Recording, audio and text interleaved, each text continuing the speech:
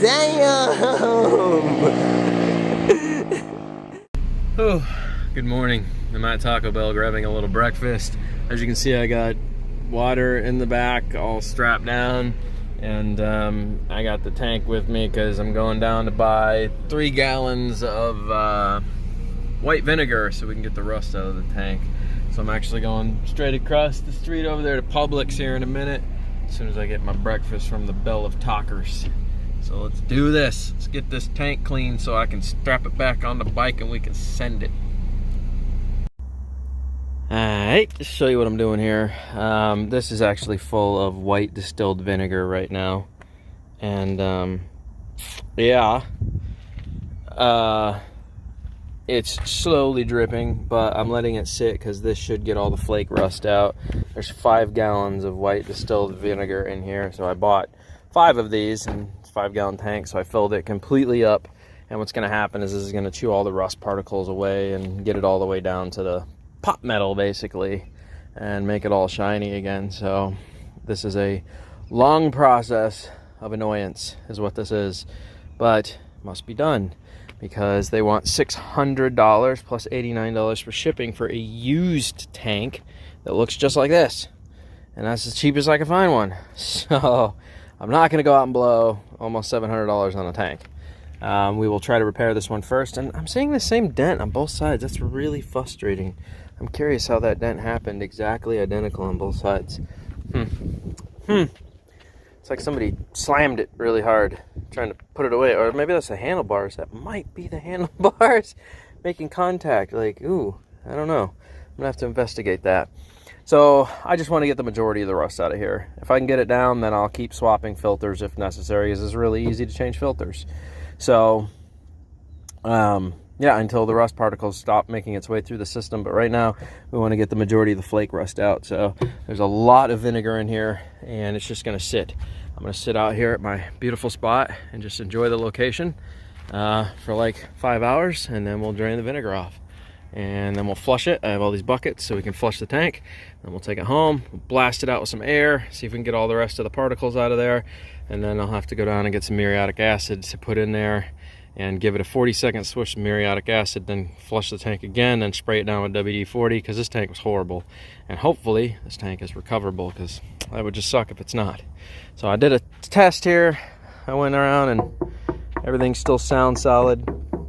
Doesn't sound like there's any weak points on the tank, especially on the bottom. I went through and tapped everything.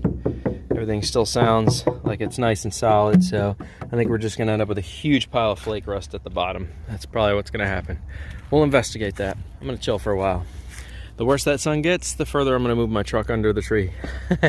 Like I'm about to do right now.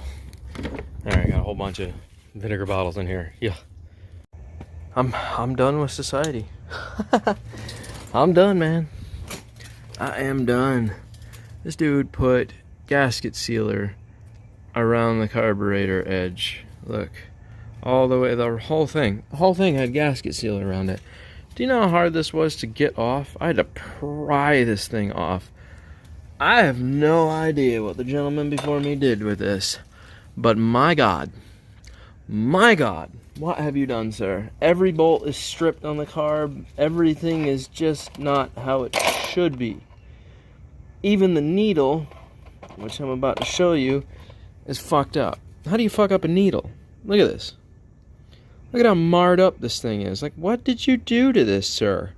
I now need to know. I need to know what in tarnations you were doing to this carburetor. I haven't even pulled the second one. That's the same thing. You can see the JB seal all around it, the gasket sealer. See? They did JB weld or JB seal all around it. This was the most difficult thing I've ever had to pull off. A carburetor kit for this thing is $13 fucking dollars, man. Just go get a carb kit. Why? Why do this type of shit? Like, I don't even know what you've done to this now. I'm now gonna have to, I don't even know. Probably just gonna order a carb kit. This is crazy. I do not want to put it back together like this. This is blowing my mind right now, how shitty this was done. I don't even understand. I really don't. I don't understand. I'm afraid to take the second one apart. I don't even know if I want to go that far without just going inside right now and just ordering the carb kits and calling it a day. I've never seen anything like this before. This is nuts. Absolutely nuts. God. I hate doing this, but I'm going to take a brand new scooter carb off my shelf and pull the needle out of it so I can see if the needle matches up, the float needle, because if it does, I'm just going to swap it and say to hell with it. So let me pull this apart, and we're going to see if that needle down there matches the one in that GY6 carb. I bet it's almost identical, so let me crack this loose here. Well, there's the new one. You can see I pulled the carb out, pulled the float.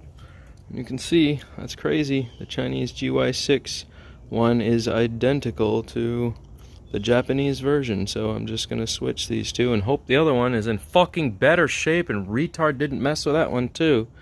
Crazy, man. So, yeah, I find a lot of times the GY6 carbs, jets, all of it, all work on different bikes and machines. It's crazy. Because you can get these carbs for like $15. So, almost as cheap as an entire rebuild kit for the carb.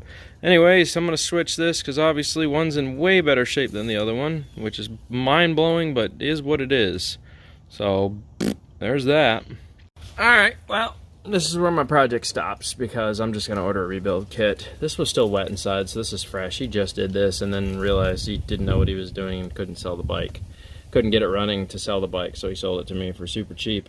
This is all very easily solvable problems. The frustrating part is what he did. So he lost the gasket, or ruined it, one or the other, and then just sealed this one shut. And then he was like, oh, well, while I'm at it, even though this one has a gasket, I'll go ahead and just put the same crap on here too. So I have to go through all of this, clean it all. Honestly, at this point, I'm just going to order 2 rebuild kits, and we're just going to do this properly because this is some jerry-riggery going on here. I don't understand why people can't just do things correctly. This is still wet. Like, he literally just did this job a day or 2 ago, and it hasn't even had a chance to cure yet because I'm just pulling it off, and some of it is putty and still soft, and some of it has finally started curing.